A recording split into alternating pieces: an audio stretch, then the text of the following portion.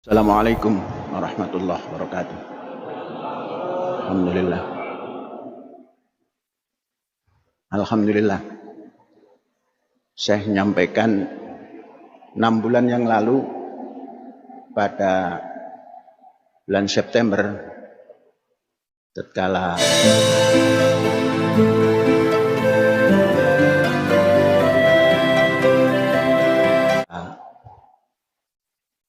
pergelangan Syekh patah. Terhitung dari tanggal itu sampai dengan hari ini 6 bulan. Secara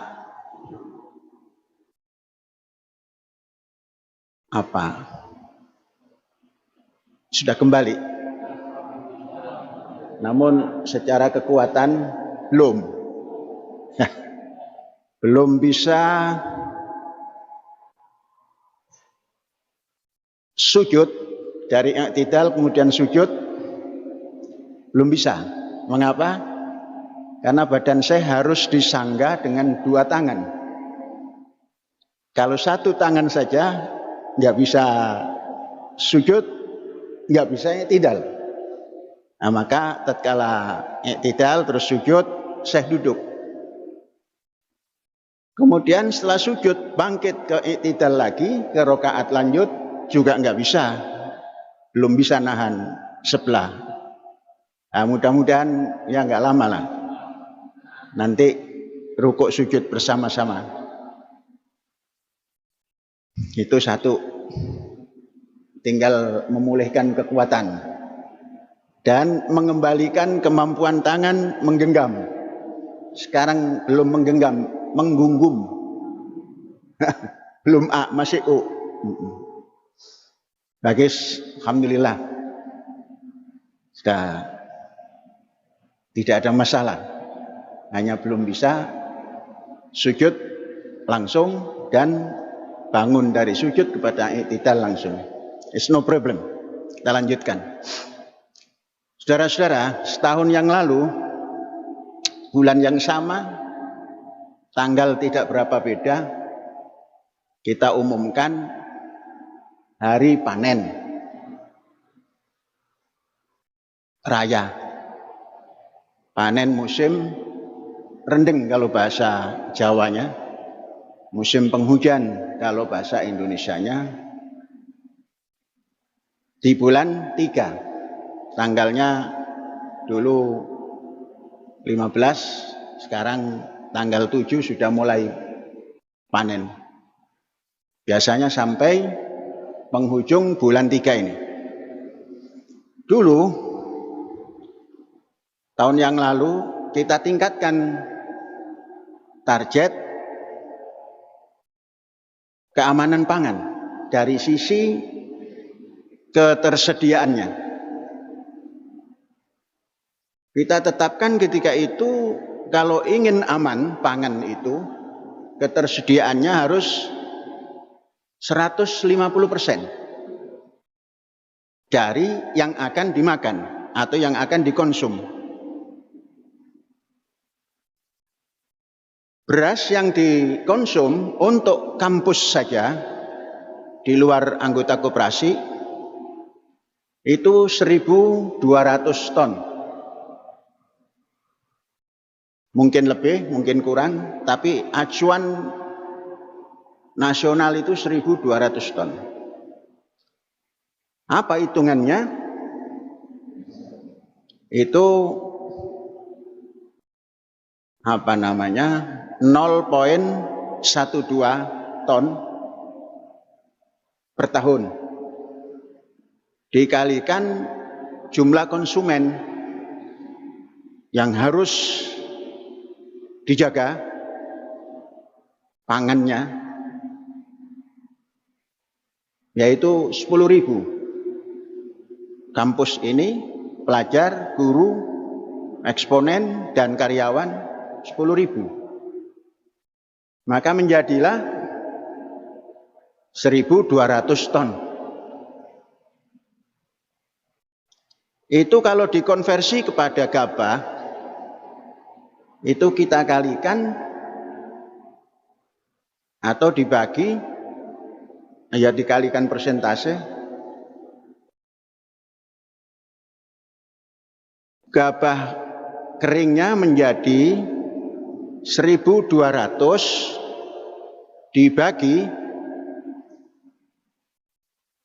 0,62 atau ya coba berapa itu? 1.200 dibagi 0,625 kali 100. 1.900 berapa? 1.900 sekian ton. Salah itu. Walaupun pakai IT salah. Ini enggak rasional. Artinya 1.900 sekian ton dibulatkan pada 2.000 ton. Kemudian cadangan 6 bulan. Maknanya kali 1,5. 3.000 gabah kering giling. Maka kita akan bisa tenang. Tidak ngantri. Coba bayangkan kalau kita tidak punya stok pangan, ngantri untuk 10.000 mencari beras harga murah sambil tidak berkualitas. Bagaimana muka kita? Maka alhamdulillah muka kita ya ada di wajah kita. Karena kita bergerak mempersiapkan pangan, bagaimana untuk mendapatkan 3.000 ton setahun. Nah, mari kita hitung sekarang. Pagi tadi saya kontrol daripada Istana Beras untuk mengetahui stok gabah kering giling sebelum atau tanpa dihitung hasil panen. Itu masih 840 ton. Itu setara dengan beras kali 62,5%. 525 itu kurang lebih 5/4 bulan. Nah kan? Tepat kan itu? 5/4 bulan kurang sedikit kepada 6 bulan. Nah, maka kita masih punya stok aman. Belum ditambah daripada panen. Panen nggak usah kita hitung dulu, nanti las kita hitung. Tahun depan lagi. Mungkinkah kita panen yang sekarang ini bisa memenuhi 3.000 ton? Insya Allah mungkin.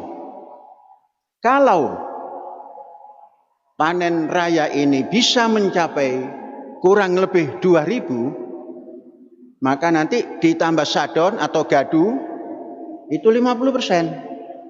Stok daripada cadangan, maka akan 3.000. Ikut daripada perhitungan tahun ini. Kita bisa mencapai cadangan pangan kita 18 bulan terpenuhi, kurang sedikit saja. Tidak sampai kurang 1 bulan. Artinya kita punya persiapan cadangan itu 5 bulan 1 pekan. Andainya Indonesia itu bisa begini, tidak geger antri beras. Masa zaman dulu petani kok ngantri beras? Memalukan. Jangan pernah memalukan kita. Sebab apa? Ajaran Tuhan Yang Maha Esa, al-haya minal iman.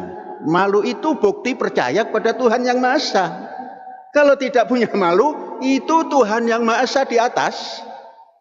Gak ada artinya. Ngimpor terus, ngantri terus, mahal terus, rakyat ngantri terus. Di mana malu kepada Tuhan Yang Maha Esa? Dasar negara yang pertama. Orang dua isin. Apa bisa? Bisa. Kita saja bisa kok. Nah inilah teori kerakyatan. Ekonomi kerakyatan yang kita jalankan ya begini ini. Kerakyatan yang dipimpin oleh hikmah kebijaksanaan dan terus bermusyawarah. Jangan ke bidang lain dulu. Bidang pangan diatur secara kerakyatan seperti ini. Apakah kita sendiri yang menggarap? Kerakyatan itu jangan hawak. Apa itu hawak itu? Bahasa Indonesia. Jangan serakah. Kalau sudah serakah, itu dari hulu ke hilir di tangan sendiri, monopoli. Rakyat diajak bersama-sama. Maka 120 petani yang kita ajak menggarap tanah kita, itu juga sejahtera. Kita tanya berapa harga beras di warung. Saya tidak pernah membeli beras, dari mana? Dari koperasi. Loh, kalau nanti semua rakyat itu seperti itu, itulah ekonomi kerakyatan. Kenapa petani menggarap? Karena tidak punya lahan. Zaitun punya lahan, garap. Kuat berapa hektar? Kalau di sini biasanya bau. Kuat berapa bau? Orang di modal, Pak Syekh, gampang modal itu asal kamu bertanggung jawab. Jangan seperti yang di atas sana, kita bayar pajak, hasil pajaknya banyak yang ditilep. Untung kita ini masih sadar ketuhanan yang Maha Esa, ora oleh bohong. Bayar pajak terus, yang nilep terus, ya nanti tinggal merekes saja itu. Nah, itu kerakyatannya. Yang bertani kita beri kesempatan, punya hasil. Mengapa punya hasil? Karena dia mengerjakan. Kemudian bibit kita siapkan. Kemudian saprodi lainnya kita siapkan. Tanpa dipungut bunga. Ekonomi kerakyatan itu nggak pakai bunga. Pakai hasil bagi hasil. Itu ekonomi kerakyatan. Setelah dipungut daripada modal ditetapkan harga pupuk sekian, kamu cek di mana-mana, ya sekian. Harga bibit sekian, yang bagus, yang jelek jangan dipakai, hanya sekian. Terus semuanya, traktor dan lain sebagainya disiapkan. Makanya petani kita yang kita himpun di dalam P3KPI, petani paguyuban, petani penyangga ketahanan pangan Indonesia, boleh dikatakan tidak tidak memalukan. Punya hasil cukup bagus. Untuk kita, karena semua hasil yang diambil, yang dihasilkan setelah dibagi dua, petani menjual ke kampus. Berapa harga? HPP. Harga apa? HPP itu harga dari pemerintah lah. Harga patokan pemerintah. Kemarin dipatok 24.200. Kok seperti yang garap saja? Pemerintah kok bisa menetapkan harga? Nggak boleh. Dolar saja nggak ditetapkan.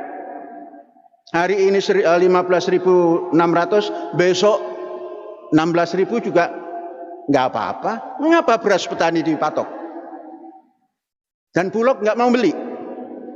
Maka kita tidak matok. Padimu ini kadar airnya sekian. Sedangkan yang ditetapkan adalah 22 kering panen.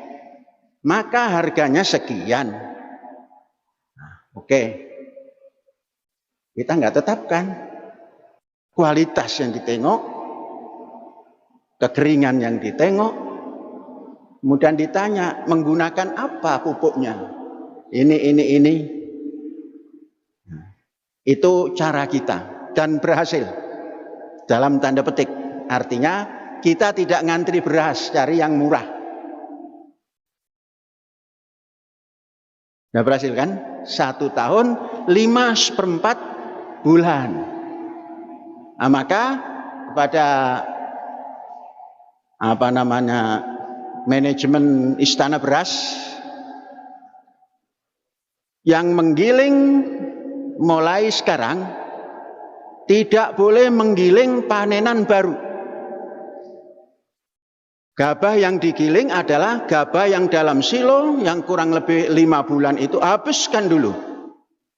Dan silo dikontrol ulang. Apakah masih bisa mempertahankan kualitas gabah? Jadi jangan diisi. Silo jangan diisi, habiskan dulu. Nah, terus baru nanti setelah itu diisi. 5 bulan cukup untuk menata ulang silo kita. Kemudian penggilingan itu ada 2. Jangan dicampur antara beras lama, gabah lama dengan gabah baru. Pisahkan, menggilingnya pisahkan.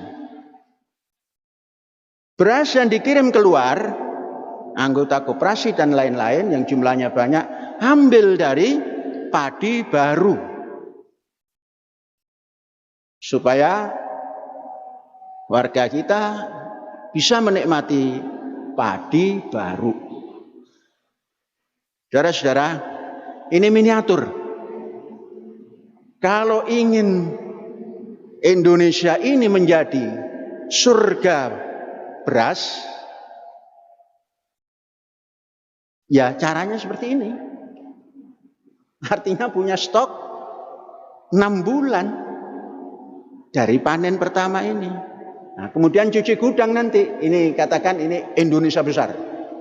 Cuci gudang yang 6 bulan ini diekspor. Karena punya stok lagi.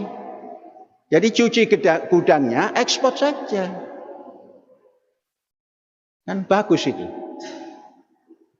Nah, mudah-mudahanlah nanti ada yang bisa ngatur seperti itu untuk Indonesia Raya ini. Supaya betul Indonesia tanah yang kaya, gimana? Tanah kita yang mulia, di sanalah kita berdiri untuk selama-lamanya. Kan begitu toh? Tidak. Untuk menetapkan pangan 1 tahun dengan keamanan 6 bulan penambahan stok tercapai. Sekarang mari kita meningkat. Seperti apa kualitas beras yang bagus menurut lidah internasional? Kalau kita kan hari ini lidah ER64. Terus apa lagi? Ciherang, apalagi? Nah, mari kita masuk kepada lidah internasional, kepada karbohidrat yang namanya beras. Cara menengoknya gampang. Masuklah ke supermarket. Ya kalau mungkin di Indramayu nggak ada, di Jakarta. Cari beras yang enak dan bagus untuk kesehatan. Orang menunjukkan Koshi Hikari. Nah, beras namanya Koshi Hikari. Alhamdulillah saya sudah mendapatkan itu dan terus dalam penelitian sekarang. Penelitian pertama dari 8 on menjadi 800 kilo. Kemudian sekarang menanam 5 hektar. Nanti dicari yang terbagus lagi, dikembangkan lagi. Nah, kita sudah punya stok beras internasional rasa dan harga itu 5 hektar. Bentar lagi panen. Last bulan ini panen. Nah, nanti kita kembangkan lagi. 5 hektar. Jangan-jangan nanti kita nanam beras yang bagus ini, Koshi Hikari ini, 150 hektar saja sudah bisa mencukupi kampus. Tapi kalau kampus ini dikasih beras Koshi Hikari, nanti makannya tambah gembul.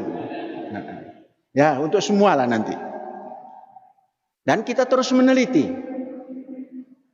Sekarang kita buat petak penelitian 100 petak. Satu petaknya 6 kali 4. Ini untuk mengembangkan. Koshi Hikari itu beras yang tipe jenis Japonica ini, yang beras bulat. Itu pulen tapi tidak ketan. Dan mengkilap tapi tidak ketan. Kita makan seberapa saja kuat. Dan bagus. Menurut nilai pangannya. Kalau ini nanti berhasil, saya ingin mengembangkan satu butir gabah itu menurut teori ilahi habba ambatat sab'a sanabil, keluar 7 malai, fi kulli sumbulatin mi'atu habba, satu malai 100 bulir. Namun Tuhan Yang Maha Esa memberikan isyarat, wallahu yudha'ifu liman yasha. Allah akan melipat gandakan pada siapa saja yang dikehendaki. Siapa yang akan dilipatkan? Wa ma tasyaun illa ayyasha Allah. Orang yang mau, pasti Allah mau. Maka kita mau, mudah-mudahan Allah melipatkan. Dari 100 biasanya lipat 3. Kalaulah nanti sampai lipat 5 boleh. Atau lipat 7. 100 kali 3 kan 300. Nah, kemudian sab'a sanabil, lipat 3, 21. Coba hitung. 21 malai. 21 kali 300 dibagi 1000 kali 26 dibagi 1000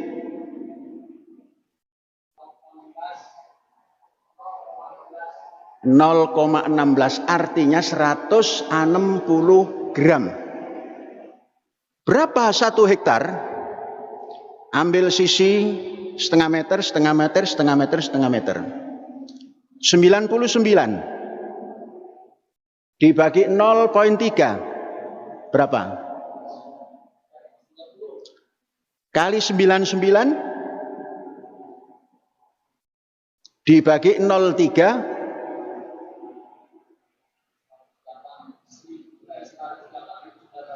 100. Nah, aman 0 kali 0,95. 5% kita hapus.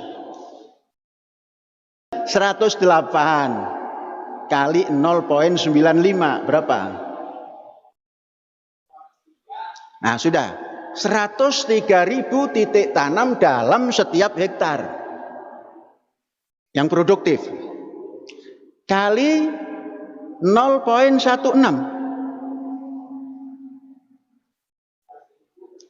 berapa? Nah, 11.000. Itu wallahu yudha'ifu liman yasha. Kita mau kan? Dengan penelitian tentunya. Fal yanzuril insan ila ta'ami. Telitilah bahan panganmu. Perintah itu. Wa ma tasyaun illa ayyasha Allah. Berapa kali lipat tadi itu? Menjadi beras berapa? Kali 0,625.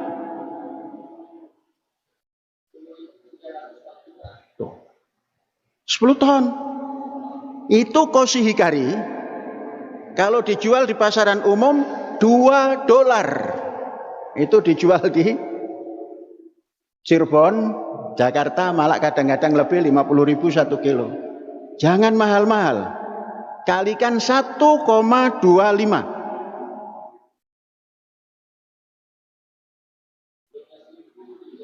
Kali 15.600. Nah, itu harganya. Mengapa kita tidak tempuh?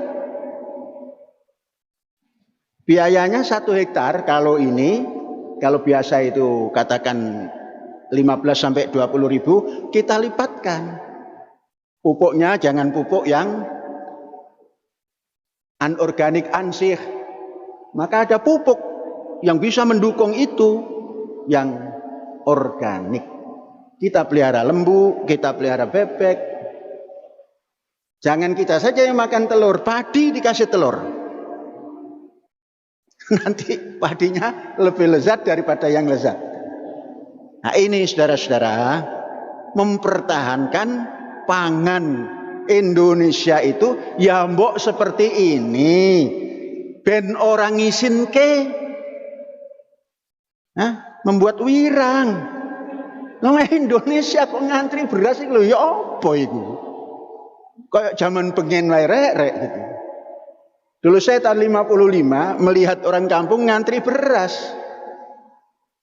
Tapi tidak dari toko, dari koperasi, masih pantas. Ini dari toko.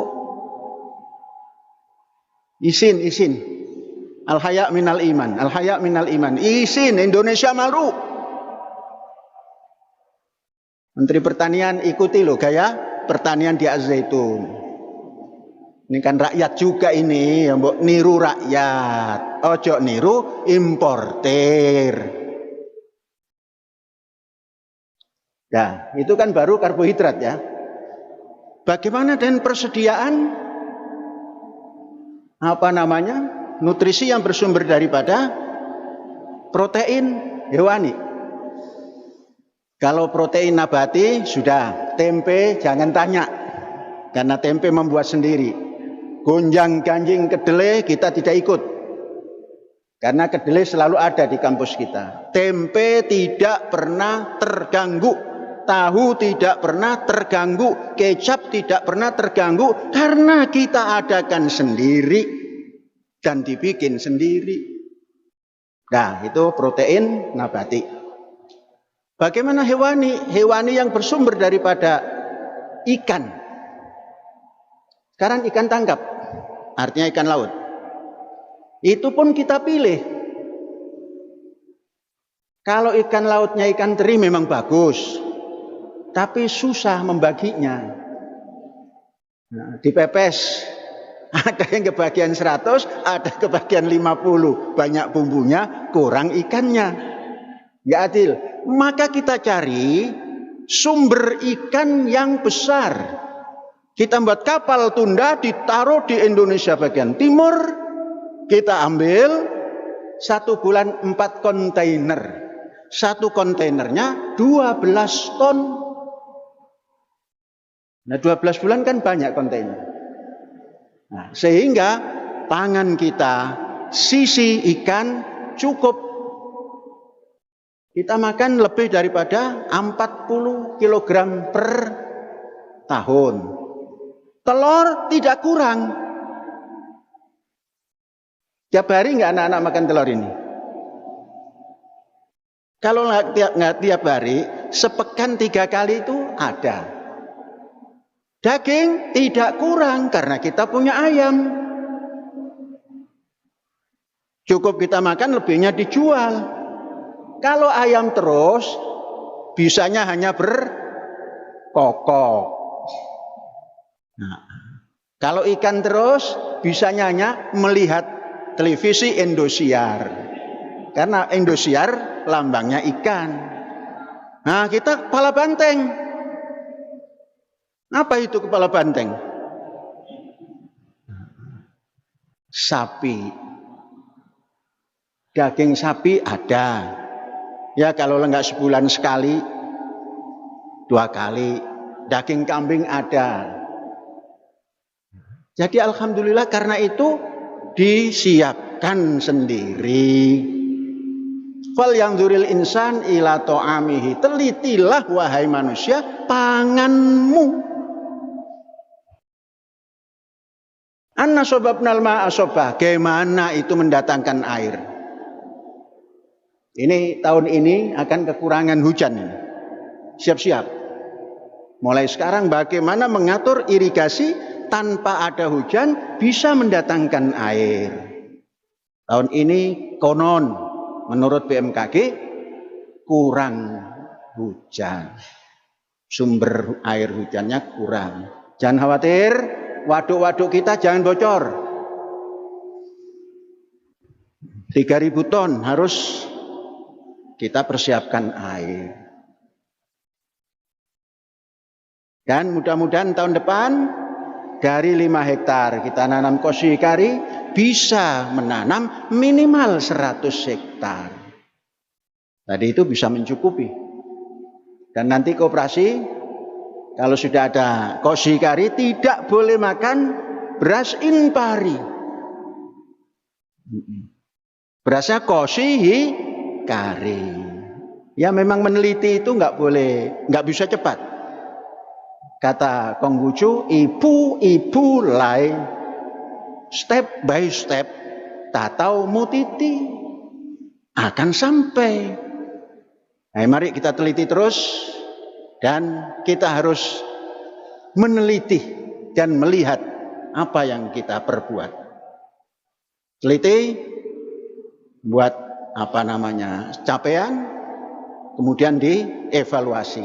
Nah, sekarang kita mengevaluasi persiapan pangan, alhamdulillah bisa mencukupi dan kesediaan cadangan terpenuhi. Inilah yang harus kita syukuri. Kemudian yang kedua, saya mendapat telepon dari Pak Muldoko, Jenderal TNI. Beliau mengabarkan bahwa istri beliau sakit dan dirawat di RSPAD Gatot Subroto.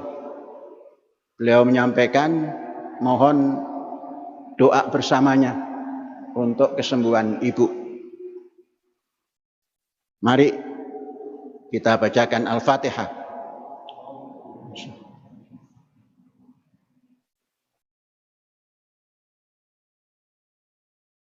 Amin. Mudah-mudahan Allah, Tuhan yang Maha Esa, memberikan kesembuhan untuk beliau. Dan juga mendapatkan kabar bahwa mertua Pak Muldoko, artinya ibu daripada istri Pak Muldoko, wafat 2-3 hari yang lalu. Kita salat gaibkan nanti. Hadza wallahu yar'ana wa yahfazuna walhamdulillahirabbil alamin. Merdeka!